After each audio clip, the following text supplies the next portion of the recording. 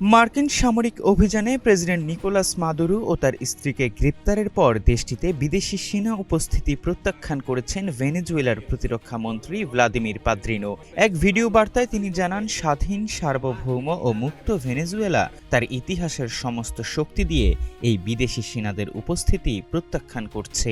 মার্কিন বাহিনীর প্রতি ইঙ্গিত করে পাদ্রিনো বলেন, এসব সেনারা যেখানেই গেছে সেখানেই শুধু মৃত্যু, ধ্বংস ও যন্ত্রণা ডেকে এনেছে। অবশ্য এই কাজে সহযোগিতা করেছে মাদুরোরই ঘনিষ্ঠ কিছু ব্যক্তি।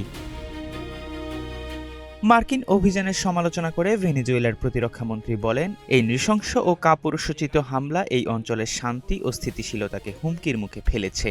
ভেনেজুয়েলা আন্তর্জাতিক সম্প্রদায় ও সব বহুপাক্ষিক সংস্থার কাছে যুক্তরাষ্ট্র সরকারের বিরুদ্ধে জাতিসংঘ সনদ ও আন্তর্জাতিক আইনের সুস্পষ্ট লঙ্ঘনের জন্য তীব্র নিন্দা জানাচ্ছে। মাদুরোকে গ্রেপ্তারে যুক্তরাষ্ট্রের কেন্দ্রীয় গোয়েন্দা সংস্থা সিআইএর একটি ছোট দল গত আগস্ট মাস থেকেই ভেনেজুয়েলায় অবস্থান করছিল।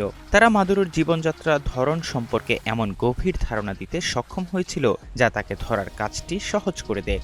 এক্ষেত্রে সহযোগিতার জন্য সিআইএর একজন তথ্যদাতা ছিলেন, যিনি মাদুরোর খুবই ঘনিষ্ঠ। ওই ব্যক্তি মাদুরোর গতিবিধি পর্যবেক্ষণ করতেন, অভিযান চলাকালে তার একবার সঠিক অবস্থানের তথ্য দেওয়ার জন্য প্রস্তুত ছিলেন।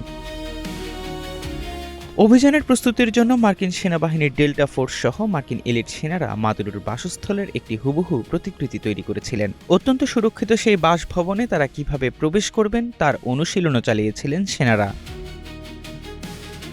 মার্কিন প্রেসিডেন্ট ডোনাল্ড ট্রাম্প জানিয়েছেন, অভিযানের এক সপ্তাহ আগে তিনি সরাসরি মাদুরোকে ফোন করে তাকে আত্মসমর্পণ করার কথা জানিয়েছিলেন। শনিবার ফক্স নিউজকে দেয়া এক বিশেষ সাক্ষাৎকারে ট্রাম্প এসব তথ্য জানান। তিনি বলেন, ভেনেজুয়েলার তেল শিল্পে যুক্তরাষ্ট্র এখন থেকে জোরালোভাবে যুক্ত হতে যাচ্ছে। এহসান আব্দুল্লাহ, নাগরিক প্রতিদিন।